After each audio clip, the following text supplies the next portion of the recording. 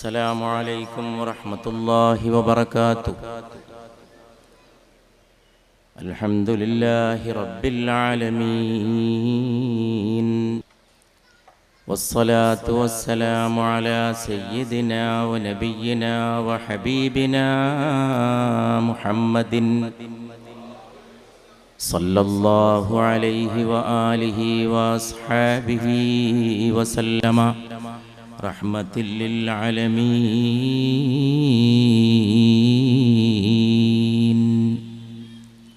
وعلى آله وأصحابه أجمعين. ഒരുപാട് ചെറുപ്പത്തിൽ ആളുകൾ മരിക്കണില്ലേ, കുട്ടികൾ മരിക്കണില്ലേ, നടക്കുമ്പോൾ മരിക്കണില്ലേ, മൊബൈൽ ഫോൺ ചെയ്യുമ്പോൾ മരിക്കണില്ലേ? ഓർക്കാനാണ് ഈ സദസ്സ്. മണവാളൻ ചമയാനുള്ള മോഹത്തോടെ നടന്ന ചെറുപ്പക്കാരനെ ഖബറടക്കുമ്പോ പുതിയാപ്പിള പോകാനുള്ള അവന്റെ മോഹത്തെയുമാണ് ഖബറടക്കുന്നത്. അദ്ദേഹത്തെ മാത്രമല്ല ഖബറടക്കിയത്, മക്കളെ കെട്ടിക്കാൻ നല്ല നിലയിൽ തന്റെ പെൺമക്കളെ പറഞ്ഞയക്കാൻ ആഗ്രഹിച്ച ബാപ്പ മരണപ്പെട്ടു പോകുമ്പോ ആ മയ്യിത്തിനോടൊപ്പം കുഞ്ഞുങ്ങളെ കെട്ടിച്ചയക്കാനുള്ള ആഗ്രഹത്തെയും നാം ഖബറടക്കി. അതിൻ്റെ മുകളിലും നാം മണ്ണിട്ട് വാരി, അതിൻ്റെ മുകളിലും നാം മണ്ണെറിഞ്ഞുകൊണ്ട് തിരിച്ചു പോന്നു. അവർ മരിച്ചപ്പോൾ അവരുടെ വിവരങ്ങളും മരണപ്പെട്ടു പോയി എന്ന് സയ്യിദുനാ ഉമർ ഇബ്നു അബ്ദുൽ അസീസ് റഹിമഹുല്ലാഹ്. ഇസ്ലാമിലെ രണ്ടാം ഉമർ എന്നാണ് ഭരണാധികാരിയായ ഉമർ ഇബ്നു അബ്ദുൽ അസീസിന് ചരിത്രം കൊടുത്ത പേര്. മഹാമാതൃകയായ ജീവിതമായിരുന്നു അത്. ഖബർസ്ഥാനിൽ പോയിട്ട് പറയാണ്, കഴിഞ്ഞു പോയവരെ പറ്റി എന്നോട് ചോദ്യം ചോദിക്കുന്നവരെ, കഴിഞ്ഞു പോയവരെ പറ്റി അനുസ്മരണം നടത്തുന്നവരെ, കഴിഞ്ഞു പോയവരെ പറ്റി അനുസ്മരണങ്ങളും ഓർമ്മപ്പെടുത്തലുകളും അവരുടെ ചർച്ചകളും ചരിത്രങ്ങളും ഏറ്റുപറയുകയും ചെയ്യുന്നവരെ, മരണപ്പെട്ടവരെ പറ്റി അവരുടെ ജീവിതത്തെ പറ്റിയുള്ള ഓർമ്മകൾ പങ്കുവെക്കുന്നവരെ, അത് ചോദിച്ചന്വേഷിക്കുന്നവരെ, ആ മരിച്ചവരിൽ നിനക്ക് പാഠമില്ലേ, നിനക്ക് പാഠമില്ലേ, നീയും മരണപ്പെട്ടു പോകില്ലേ? എന്റെ ഇഷ്ടപ്പെട്ടവരെ കൊണ്ട് നീ എന്താണ് ചെയ്തത്? മരണമേ, മരണമേ, നീ എന്റെ പ്രിയപ്പെട്ടവരുടെ കാര്യത്തിൽ എന്ത് ചെയ്തു? ഉമർ ഇബ്നു അബ്ദുൽ അസീസ് ചോദിക്കുകയാണ്,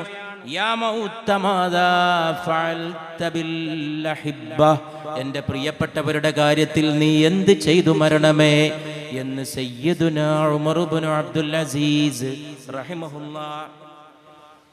ഖബർസ്ഥാനിൽ നിന്ന് തിരിച്ചു വന്നിട്ട് തന്നെ കാത്തു നിന്ന ആളുകളോട് ഉമർ ഇബ്നു അബ്ദുൽ അസീസ് ചോദിച്ചു, മരണം എന്നോട് എന്താ മറുപടി പറഞ്ഞതെന്ന് നിങ്ങൾക്കറിയോ?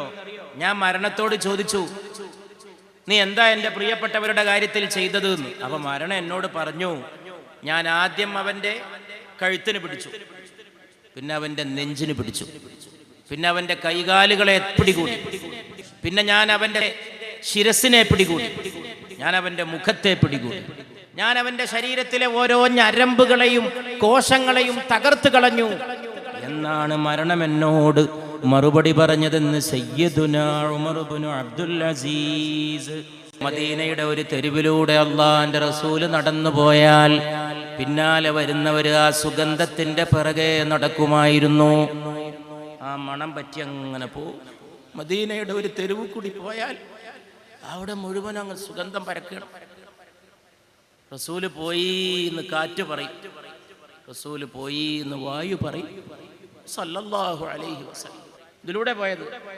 പിന്നെ എവിടെങ്കിലും പോയിട്ട് നിന്നാൽ അവിടെ എത്തുമ്പോൾ കാറ്റ് പറയും, അങ്ങോട്ടല്ല, അങ്ങോട്ടാ പോയത്.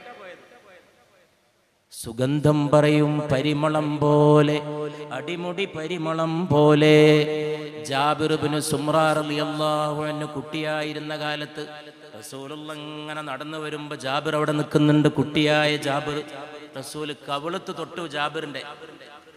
ജാബിർ പറയാണ്, എൻ്റെ കവിളിൽ കുളിർമയും പരിമളവും ഞാൻ ഒരുപോലെ അനുഭവിച്ചു. നല്ല മണം, കവിളൊന്ന് തൊട്ടിട്ടേ ഉള്ളൂ സല്ലല്ലാഹു അലൈഹി വസല്ലം. വല്ലാത്ത കുളിർമയും. എന്നിട്ട് ജാബിർ പറയാണ്, ഒരു സുഗന്ധ സഞ്ചിയിൽ റസൂലുള്ളാന്റെ കൈ മുക്കിയ പോലെ സല്ലല്ലാഹു അലൈഹി. സുഗന്ധ സഞ്ചി അത്തറുപെട്ടിയിൽ കയ്യെ മുക്കിയാൽ എങ്ങനെ ഉണ്ടാവും? അല്ലാ, ഇങ്ങനൊക്കെ നമുക്ക് പറയാൻ കഴിയുള്ളൂ. ഇങ്ങനൊക്കെ പറയാൻ കഴിയുള്ളൂ. ബാക്കിയൊക്കെ കൽബുകൊണ്ട് ഉൾക്കൊള്ളണം. ഇതിലപ്പുറം പറയാൻ എനിക്ക് കഴിവുണ്ടായിരുന്നെങ്കിൽ ഞാൻ പറയായിരുന്നു. ഒരു സുഗന്ധ സഞ്ചിയിൽ കൈമുക്കിയ പോലെ അനസ് റളിയല്ലാഹു അൻഹു പറയുകയാണ്, അള്ളാന്റെ റസൂലിനേക്കാൾ സുഗന്ധമുള്ള ഒരു ദേഹവും ഞാൻ അനുഭവിച്ചില്ല സല്ലല്ലാഹു അലൈഹി വആലിഹി വഅസ്ഹാബിഹി വസല്ലം. മുഖമോ സത്യം പറയുന്ന മുഖം. മുഖം കാണുമ്പോഴേക്ക് ആളുകൾക്ക് മനസ്സിലാകും സത്യമുഖമേ, സത്യവദനമേ മുസ്തഫ സല്ലല്ലാഹു അലൈഹി വസല്ലം. മദീനയിലൊരു യഹൂദ റബ്ബി ഉണ്ടായിരുന്നു. റബ്ബി എന്ന് പറഞ്ഞാൽ യഹൂദ പുരോഹിതന്മാരെ റബ്ബികൾ എന്നാ പറയാ. ഇന്നും അങ്ങനെ പറയാ. വലിയൊരു യഹൂദ പുരോഹിതൻ വേദങ്ങളൊക്കെ പഠിച്ച് സ്വായത്തമാക്കിയിരിക്കുകയാണ്. നബി സല്ലല്ലാഹു അലൈഹി വസല്ലമ മക്കയിൽ നിന്ന് മദീനയിലേക്ക് അണയുന്നു, ഹിജ്റ ചെയ്ത് വരുന്നുവെന്നറിയേണ്ട താമസം ഈ യഹൂദ പുരോഹിതനും കാണാൻ പോയി ആൾക്കൂട്ടത്തിൽ നിന്നു. അബ്ദുല്ലാഹിബ്നു സലാം, അദ്ദേഹത്തിന്റെ പേര് അബ്ദുല്ലാഹിബ്നു സലാം എന്നായിരുന്നില്ല, പിന്നീട് റസൂലുള്ളാഹിന്റെ പേരാണത് സല്ലല്ലാഹു അലൈഹി വസല്ലം. റസൂല് പേര് മാറ്റി. ഇന്ന് കണ്ടിട്ടില്ലേ ഓരോരുത്തർക്ക് വൃത്തിയിട്ട പേര്? എത്ര ആളുകൾക്ക് ആ വൃത്തിയിട്ട പേര്. ഞാൻ കഴിഞ്ഞ മാസം 2 സ്റ്റേജിൽ പ്രസംഗിക്കാൻ പോയപ്പോൾ സ്റ്റേജിൽ എഴുതി വെച്ച 2 ആളെ പേര് ഞാൻ മുഴുവൻ വായിച്ചില്ല. അഭിസംബോധന ചെയ്തപ്പോൾ സ്റ്റേജിൽ ഇരിക്കുകയാണ് അവർ. ഞാൻ വായിച്ചില്ല. അവർക്കത് മനസ്സിലായി, സദസ്സിനും മനസ്സിലായി. എനിക്ക് വായിക്കാൻ തോന്നിയില്ല. സംസ്കാരമില്ലാത്ത പേരാണ്. 2 പേരും ഞാൻ വിട്ടുകളഞ്ഞു. ഇറങ്ങിയ ശേഷം അവരെൻ്റെ അടുത്ത് വന്ന് പറഞ്ഞു, ഞങ്ങളെ പേര് നിങ്ങൾ വിട്ടുകളഞ്ഞാൽ എന്താണെന്ന് ഞങ്ങൾക്ക് മനസ്സിലായി. ഞാൻ പറഞ്ഞു, നിങ്ങൾക്ക് മനസ്സിലാൻ വേണ്ടി തന്നെയാണ് ഞാൻ വിട്ടുകളഞ്ഞു. പേര് മാറ്റും അവർ പറഞ്ഞു. പേര് മാറ്റും. അതും നബി സുന്നത്താണ് സല്ലല്ലാഹു അലൈഹി. ഈ യഹൂദ പുരോഹിതന്റെ പേര് വേറെയായിരുന്നു. അത് റസൂലുള്ളാഹിന്റെ പേരാണ് അബ്ദുല്ലാഹിബ്നു സലാം. ആൾക്കൂട്ടത്ത് പോയിട്ട് അബ്ദുള്ള നോക്കുമ്പോൾ അബ്ദുള്ള പറയുകയാണ്, മുഖം കണ്ടപ്പോഴേ ഒരു പ്രകാശം പരക്കുന്ന പോലെ അത് സത്യം പറയുന്ന മുഖമാണെന്ന് കണ്ടപ്പോഴേ തോന്നി. ആൾക്കൂട്ടത്തിലേക്ക് കടന്നു വരുമ്പോ അവിടുന്ന് പറയുന്നത് ഞാൻ കേട്ടു, അഫ്ശുസ്സലാമ, ജനങ്ങളെ അഭിവാദ്യം പരത്തുക, അഭിവാദ്യം വ്യാപിപ്പിക്കുക. എല്ലാരെയും ഗ്രീറ്റ് ചെയ്യാന്നാ പറഞ്ഞത്. ഗ്രീറ്റ് എവരിബഡി, എല്ലാരെയും അഭിവാദ്യം ചെയ്യുക. പരിചയമുള്ളവരും അല്ലാത്തവരൊക്കെ കണ്ട വിഷ് ചെയ്യുക. അസ്സലാമു അലൈക്കും, അസ്സലാമു അലൈക്കും, അസ്സലാമു അലൈക്കും, അസ്സലാമു അലൈക്കും, അസ്സലാമു അലൈക്കും. കക്ഷിത്വല്ല, വിഭാഗീയതല്ല. അഫ്ശുസ്സലാമ. നബി സല്ലല്ലാഹു അലൈഹി വസല്ലമ ഒരൊറ്റ ഹദീസിലും സലാം ചൊല്ലണമെന്ന് പഠിപ്പിച്ചിട്ടില്ല. സലാമിനെ പരത്തണം എന്നാ പഠിപ്പിച്ചത്. ഈ സദസ്സ് നെഞ്ചിലേറ്റട്ടെ. എല്ലാ ഹദീസിലും പരത്തുക എന്നാണ്, ഒറ്റ ഹദീസിലും ചൊല്ലാന്നില്ല. അസ്സലാമു അലൈക്കും, അസ്സലാമു അലൈക്കും. ഇത് വിഭാഗീയത ഏർപ്പാടാക്കാനുള്ളതല്ല. അസ്സലാമു അലൈക്കും, അസ്സലാമു അലൈക്കും, അസ്സലാമു അലൈക്കും, അസ്സലാമു അലൈക്കും. അത്രത്തോളം വഅലൈക്കും അസ്സലാം, വഅലൈക്കും അസ്സലാം, വഅലൈക്കും അസ്സലാം. അത് കിട്ടുമ്പോൾ നമ്മളെ ദോഷം പൊറുക്കപ്പെടും. നമ്മൾ അല്ലാഹു കാത്തുരക്ഷിക്കട്ടെ. ഞാൻ ചിലപ്പോൾ ഒരു യോഗം കഴിഞ്ഞ് ഇറങ്ങുമ്പോൾ വിചാരിക്കും, എന്തൊരു ഭാഗ്യം. എന്തേ, കുറേ സഹോദരങ്ങളൊന്നും അസ്സലാമു അലൈക്കും, അസ്സലാമു അലൈക്കും, അസ്സലാമു അലൈക്കും. ദുബായിലോ കോഴിക്കോട്ടോ തിരുവനന്തപുരത്തോ കൊല്ലത്തോ അസ്സലാമു അലൈക്കും. കഴിയുന്നിടത്തോളം ഓരോരുത്തരെ കൈ പിടിക്കാൻ ഞാൻ ശ്രമിക്കാറുണ്ട്. നടന്നാലും നടന്നില്ലെങ്കിലും എൻ്റെ ആവശ്യത്തിനാണ്, അവരാവശ്യത്തിന് മാത്രമല്ല. ആ സലാമൊക്കെ എനിക്കുള്ള ലാഭമാണ്. അന്ന് ഞാൻ തിരിച്ചു പോകുമ്പോൾ എൻ്റെ പെട്ടി നിറക്കുന്നത് അസ്സലാമു അലൈക്കും കൊണ്ടാണ്. അസ്സലാമു അലൈക്കും, അസ്സലാമു അലൈക്കും, സലാം. അഫ്ശുസ്സലാമ, സലാമിനെ വ്യാപിപ്പിക്കുക എന്ന് നബി പറയുന്നത് കേട്ടു സല്ലല്ലാഹു അലൈഹി വസല്ലം. വഅത്ഇമു തആമ, ആളുകളെ ആഹാരം കഴിപ്പിക്കുക. സല്ലു വന്നാസു നിയാം, ആളുകൾ ഉറങ്ങിക്കിടക്കുമ്പോൾ എണീറ്റ് നിസ്കരിക്കുക. ഉദ്ഖുലുൽ ജന്നത ബിസലാം, നല്ല സമാധാനായിട്ട് സ്വസ്ഥായിട്ട് സ്വർഗ്ഗത്തിലും കടക്കുക. സ്വർഗ്ഗത്തിൽ കടക്കാൻ എന്തൊക്കെ കാര്യമാണ് പറഞ്ഞത്? 3 പറഞ്ഞു. സലാമിനെ പരത്തുക, അസ്സലാമു അലൈക്കും, അസ്സലാമു അലൈക്കും, അസ്സലാമു അലൈക്കും. ആളുകൾക്ക് അന്നം കൊടുക്കുക. എന്നും ഏറ്റവും വലിയ ആദർശം അത് തന്നെയാണ്. എന്നും ഏറ്റവും വലിയ ആദർശം അന്നം കൊടുക്കുക.